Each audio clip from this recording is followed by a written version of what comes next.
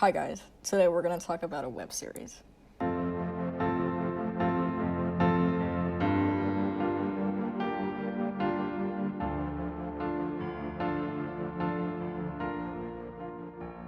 Hey, so, anyone heard of SKAM? If you don't recognize the name of the series, how about these two guys? Or these two? Yeah?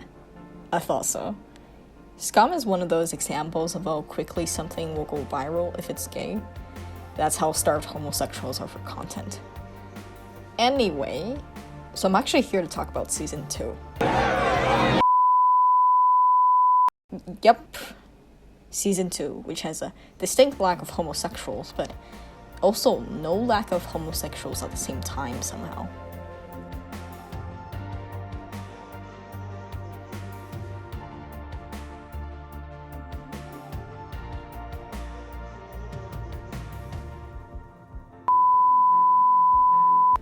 So, there's this quote from season 2 that everyone really likes. It reads, "Everyone you meet is fighting a battle you know nothing about. Be kind, always." Now, at the time when I watched it in 8th grade, I thought it was brilliant. It fit everything that I believed in, so I took it and I ran with it. It was very anti-violence of me. I held the kindness costs you nothing philosophy very close to my heart, and I still do, but then I did some self-discovery courtesy of the internet and found that I was super messed up and that I had basically for most of my life allowed people who had taken advantage of me, hurt me, to continue hurting me because of my be kind always philosophy. And finally I was like, screw that, I'm not doing that anymore. Let me make an important distinction here. Don't think that the kindness costs you nothing or be kind always philosophies are completely wrong and should never be followed. There are many philosophies that, when applied to other people's lives, might be extremely helpful. It's just not that for me sometimes. With basically everything in this world, except for the speed of light, circumstances matter. There are certain scenarios where being kind does cost you nothing, and you should definitely be kind in that scenario. Like, I don't know, treating your retail workers and waiters with the respect they deserve, perhaps? It's time for you to fix your fucking milkshake machine is what the fuck it is. You're done doing this shit to me. But I just don't think it should be kind, always. Sorry, Noora. But who am I kidding? Noora knows this. Yeah, plot twist. Season 2 is all about proving this philosophy wrong. Well, maybe not all about it. Before I start, if you are uncomfortable with discussions of underage sex, child pornography, and child sexual assault, please stop watching this video now. Oh, and spoilers for SKAM OG. Duh. If you want to watch the show, you can go to the link in the description below. The Tumblr blog has all the episodes all captioned in English already, so you can go watch that readily, and it's also what I'm using for this video anyway. Another note before we start. SKAM is by no means a perfectly uncontroversial piece of media. Watching it again almost 4 years later, there were certain scenes that raised major red flags for me. So yes, there are some scenes in this season that are problematic, but so will there be scenes like such in anything. No piece of media or person really can be 100% controversial free. This video does not seek to endorse or excuse any of the crappy behavior that any characters exhibit. På fulltid. Sexy? Sexy? Det er ikke noe sexy med flyktningskrisen. Det er dritalvorlig. With that said, let's get into it. City of Satan! City! First, I'll summarize the plot. Are you ready? Girl previously met boy. Boy was a douche to girl's friend, who is totally in love with him. Girl stands up to boy. Girl makes boy apologize to girl's friend in exchange for a date with him. Also, this is all happening in the first season, by the way. Think of it as background context before we get into the main plot. Anyway, second season. Girl's friend is still obsessed with boy. Boy keeps pushing for a date. Girl doesn't want to go on a date, so boy keeps using girl's friend like an incorrect way to prove congruent triangles whole. So girl finally agrees to go on a date. It's interrupted, whatever. Then girl goes to guy's party and gets stuck there. We learn that boy lives alone because he has a shit family. They make hot cocoa and she sings him a song, and then they share a bed. Then everyone goes on Easter break and there's a Ouija board sequence. Then they go to another party, and after insulting boy, girl kisses boy as girl's friend watches. Next morning, they wake up. Pennywise is in the kitchen.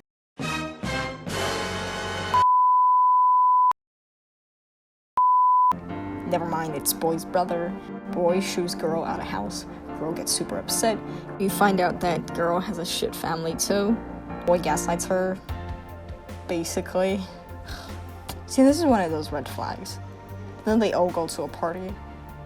Jesus, these teenagers party a whole freaking lot. Boy smashes a bottle on a guy's head. Girl nopes out of there. Then they go on a walk and they fight. Girl's other friend talks to girl and clears up some stuff, kind of. Anyway, girl talks to girl's friend. You know, I love boy. Girl attends yet another party and Pennywise is there. Everything goes to carp, but not DM. Well, actually it does. But the next day, girl wakes up naked in bed next to boy's brother. Freaked out, girl shuts herself in her room. Pennywise is a creep, so she gets even more freaked out. Boy comes to see her and writes an essay for her. He's a himbo for a second. Girl goes to breakfast with her friends. Girl tells them what happened. And then we learn that girl first had sex when she was 13.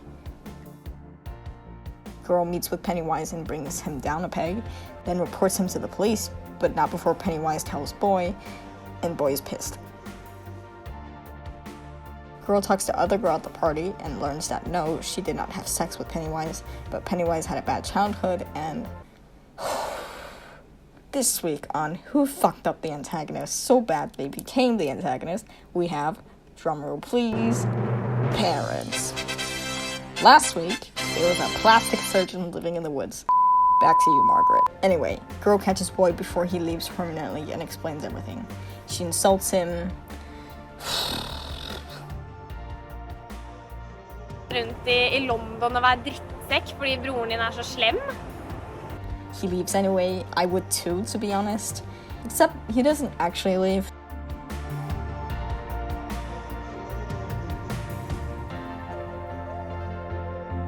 He confesses to the police about the bottle smashing incident, and then they go to another party. Jesus, it's been like 5 already. Also, if you've been wondering what SKAM is about, it's basically just party after party after party and the drama that happens in and between and during the parties. Yeah. Then they leave the party and get real intimate with each other. After that, we get a hint that this guy is gay. Kind of. And the season ends. Okay, great. Now we can get on with talking about the season and its be kind philosophy. I actually struggled a bit with seeing the big picture of this one due to the constant red flags, but the ultimate goal here is not to make a Noora sin counter. Right, I forgot to introduce you. This is Noora with 2 O's, and that's William with 2 L's. Anyway, as I was saying, the ultimate goal of this video is to address the faulty-centered philosophy of the second season. The quote goes, "Everyone you meet is fighting a battle you know nothing about. Be kind always." The first part is true, both in real life and within the show. William has his shit family. Noora has her shit family too. You get the idea. The first half of the quote is totally true. It's the second half that I have issues with. You might think that Noora follows the philosophy she has on her wall, but she really doesn't. She's super cold to William on the date, despite knowing that he isn't in a great place mentally. Really, anytime she is with William, she's super cold with him and constantly insults him. Even before she kisses him, she insults him one more time. And you know what? I'm somewhat okay with that. Do you know why? Because for most of the season, in season 1, William has been the douchiest bag to ever exist. I know people often say kill him with kindness, but Vil has basically been doing that all along, and it just does not work. So, what do you do when someone treats you unwell? Well, call them out, or ignore them. You decide. But importantly, understand that you don't owe them anything except basic human decency, meaning don't kill them, or their family. Just please don't kill people for real. Thanks. Being kind isn't always the correct answer because it just shows others they can steamroll right over you. It's what I used to do. But recently I've learned it's actually a survival technique where survivors of abuse try to appease their abusers in an attempt to avoid physical or mental harm. Pete Walker, a licensed psychotherapist, refers to it as fawning. Fawning can take a huge mental toll on one's health. Like Kelly Clarkson saying, I'm forced to fake a smile, a laugh every day of my life. My heart can't possibly break when it wasn't even whole to start with. Because of you. You are forced to be kind to your abuser, and this act alone doesn't even guarantee physical safety. It would be totally incorrect and even dangerous, perhaps, to be kind to Nikolai while he's in the state that he's in. This show can't possibly be advocating for that, can it? Not everyone fawns as a response. Noora surely doesn't. The show has established her well to be a girl who isn't afraid to say what she thinks, and stand up for herself and others. So, why do I only say I'm somewhat okay with Noora's behavior? It's because Noora continues to bully William, even when William has stopped his crappy behavior. She continues to bully him, even when he's completely justified to act the way that he does, particularly during the scene where William is about to leave for London.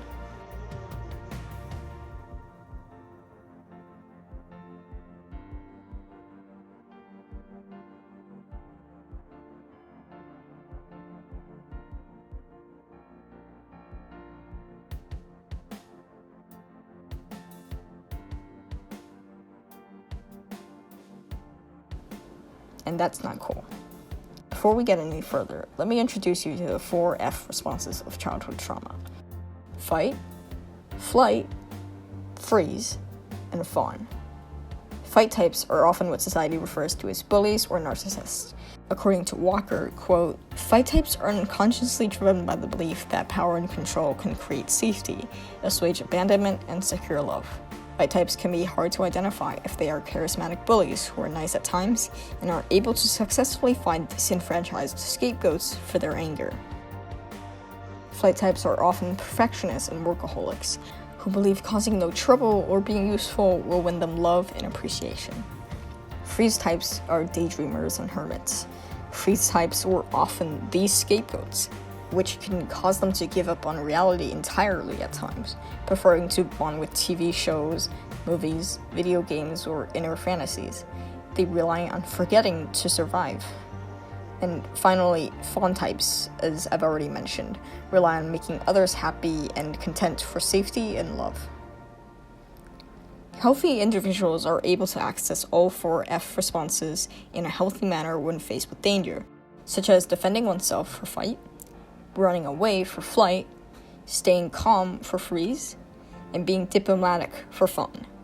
But traumatized individuals with complex PTSD are only able to access 1 or 2 of those responses and end up relying on them more and more with only harmful results. From the song that plays when Noora kisses William, Coldplay's Paradise,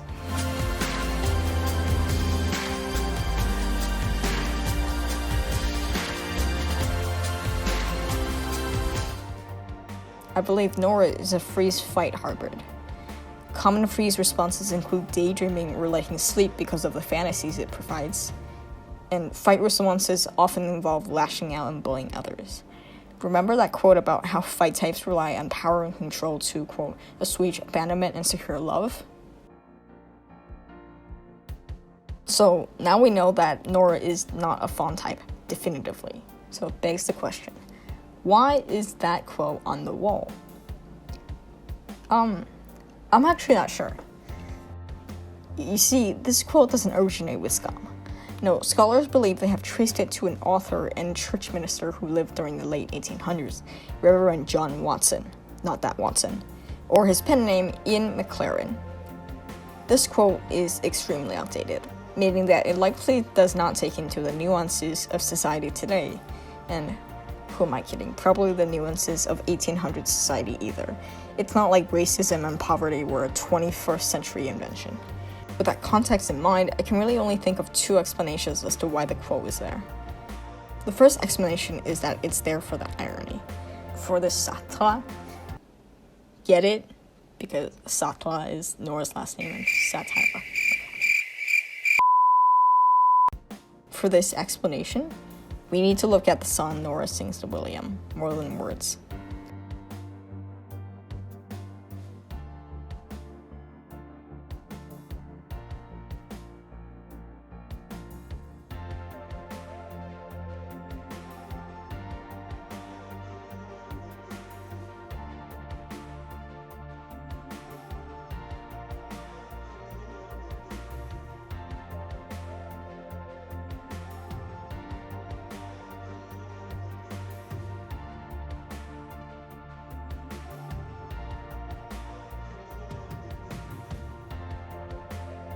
On the surface, it sounds like a pretty standard love song.